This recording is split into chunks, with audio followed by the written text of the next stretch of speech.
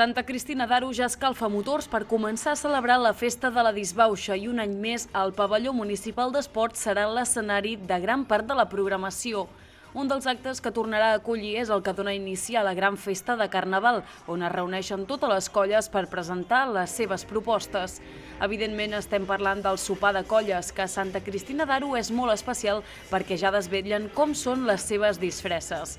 Aquesta activitat començarà a les 9 del vespre del dissabte 3 de febrer amb la presentació de Sa Majestat el rei o reina Carnestoltes. Hi ha anys que és una persona sola i aquest any suposo que el motiu dels 40 anys mereixia tenir rei i reina. Hem d'aguantar fins al 3 de febrer, fins al sopar de la presentació i després ja ho sabrà tothom. Quan ja s'hagi presentat el nou rei o reina, començarà el moment de sopar i una hora més tard, a 11:15, arribarà el moment de descobrir la temàtica i els vestuaris dels cristinencs i cristinenques amb la presentació de les disfresses del Carnaval. Al final vol ser el més original i portar el que no s'ha vist mai o s'intenta.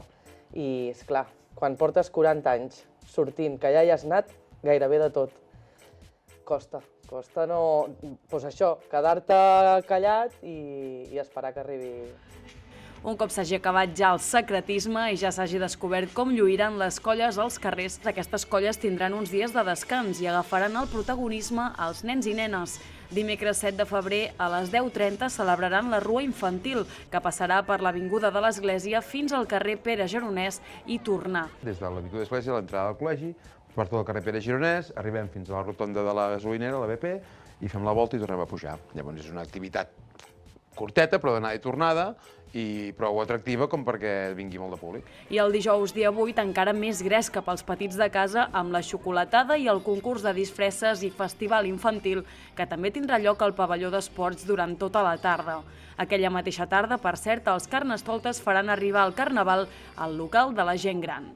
I el diumenge dia 11, després de que la majoria de colles locals ja hagin desfilat per Sant Feliu de Guíxols i per Platja d'Aro, els tocarà jugar a casa.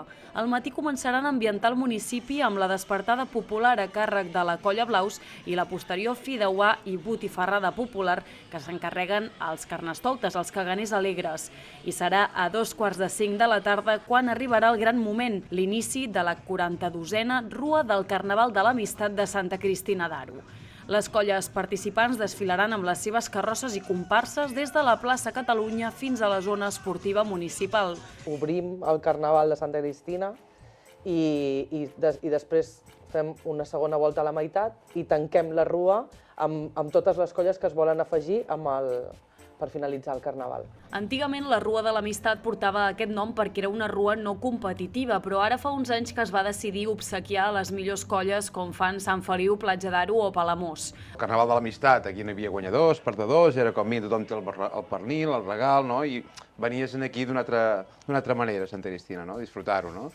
I això s'ha intentat mantenir fins fa un temps, però evidentment la situació que deies tu, tot val molts diners, no? Doncs aquesta gent necessiten poder tenir alguna cosa i rebre alguna cosa per l'any següent, tornar-hi a treballar-hi, fer les coses i superar-se, no? I d'aquí això va sortir la casuística que al final estem també premiant econòmicament les millors carrosses i comparses i fent que, tot i que és de l'amistat, és una amistat diferent, no? És una amistat que també la volem, però amb calés.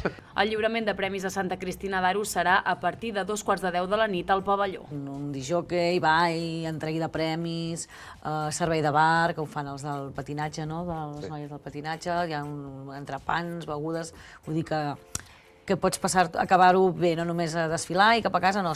La fi del Carnaval de Santa Cristina, igual que en la majoria de municipis, arribarà el dimecres 14 de febrer amb l'enterrament de la sardina i la botifarrada popular. Això serà a la plaça Mossèn Baldiri i Reixac, però per arribar-hi s'hi anirà en comitiva des de la plaça Catalunya. L'hora de trobada per iniciar el Rèquiem Mortuori és a 7:15 del vespre.